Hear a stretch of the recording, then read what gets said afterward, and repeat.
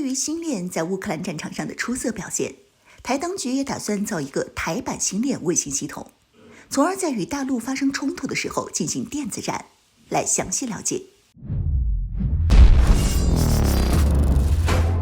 Hello， 各位老铁，大家好，欢迎收看本期迷彩虎，我是虎妞。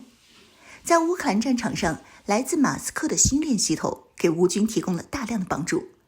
在网络设施被破坏的情况下，乌军士兵依旧能够凭借着星链系统提供的网络服务来实现信息传输。相比之下，俄军就拉垮得多了。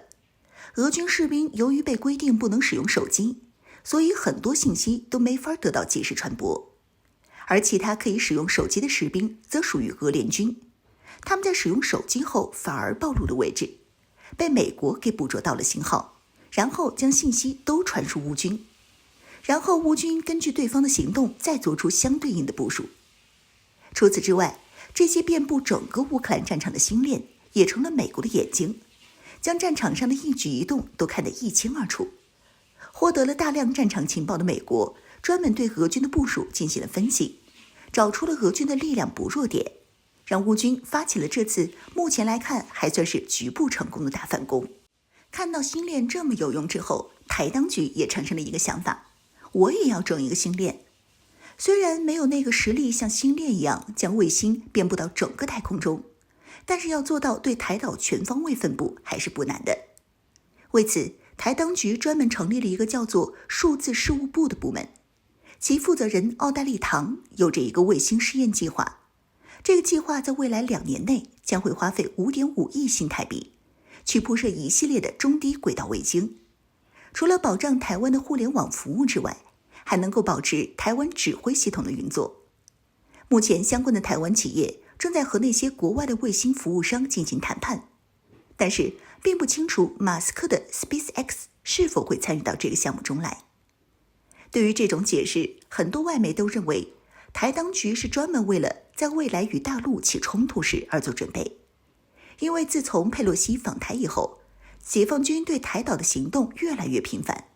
让台当局感到很不安，但是自己又没有什么办法，因为双方的实力水平完全不在一个档次。而在乌克兰战场上发生的一切给了台当局启发，如果自己能够在发生冲突的时候将岛内的一切都曝光给全世界，那么自己将会得到很多人的支持，这样就能够做到以弱胜强了。不过也有人对这种做法并不看好，因为大陆的电子战能力一直以来就很强。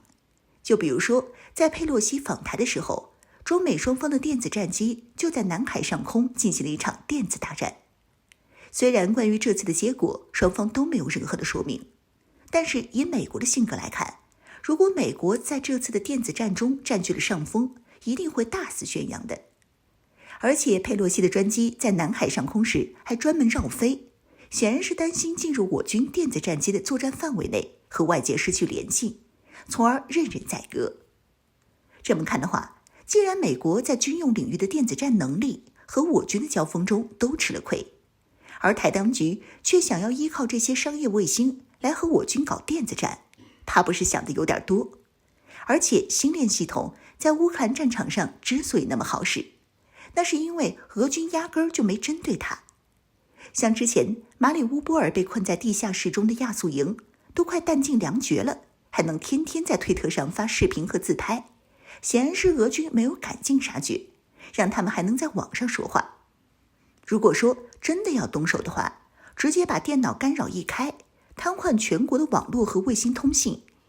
当获得对方的电磁频谱控制权后，还不是想干啥就干啥。乌克兰面积有着60多万平方公里，电子干扰可能无法做到完全覆盖，但是台岛就不一样了。台岛的面积也就3.6万平方公里，还是在海上的一个小岛，背后没有任何退路。一旦解放军采取行动的话，可以采用合围的方式，就像之前的环岛军演一样，围绕那6个点开始内向包围。处于夹击之中的台军该从哪儿突围呢？